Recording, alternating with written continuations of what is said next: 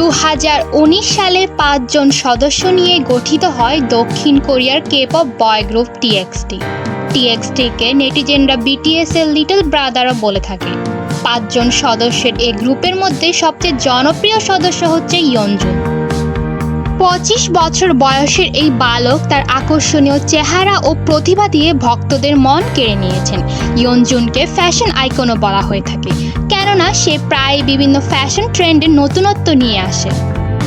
ভক্তরা তার ফ্যাশন সেন্সের জন্য তাকে কে-পপের শীর্ষ ফ্যাশন আইকনদের একজন হিসাবে দেখে। তার ব্যক্তিত্ব ক্যারিশমার জন্য তাকে IT বয়ও ডাকা হয়। তবে কেবল যে আকর্ষণীয় চেহারা কিংবা ফ্যাশন সেন্সের জন্য সে জনপ্রিয় তা কিন্তু নয়। ইয়নজুনের নাচ, গান এবং র্যাপিংয়ের দক্ষতাও অসাধারণ। সে কে-পপ জগতে একজন সেরা ড্যান্সার হিসেবেও সুপরিচিত।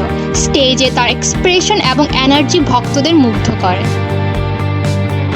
এই অসাধারণ ও প্রতিভা সম্পন্ন কে-পপ গায়ক এই বছরের 19 সেপ্টেম্বর তার প্রথম গান গাম রিলিজ করেন, যা হাইব লেভেলসের ইউটিউব চ্যানেল থেকে প্রকাশিত হয়। বর্তমানে গামের ইউটিউব ভিউ 15 মিলিয়ন। গাম রিলিজ হওয়ার পরপরই ইয়নজুন গানের প্রমোটের জন্য মিউজিক ব্যাংক, কাউন্টডাউন, ইনকিগিও সহ বিভিন্ন কোরিয়ান মিউজিক টেলিভিশন প্রোগ্রামে পারফর্ম করেছেন।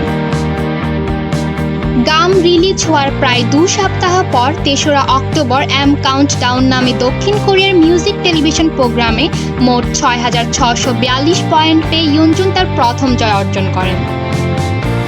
ইয়নজুনের এই অর্জনে TXT ফ্যান মোয়ারা অনেক খুশি। ইয়নজুন খুবই প্রাণবন্ত একজন সদস্য। সে স্টেজে যেমন শক্তিশালী, অফ স্টেজে তেমনই কিউট এবং মজার। ভক্তদের সাথে তার আন্তরিকতা এবং বিনয় তাকে আরও জনপ্রিয় করে তোলে। কে-পপের নতুন নতুন আপডেট পেতে আমাদের সাথে থাকবেন।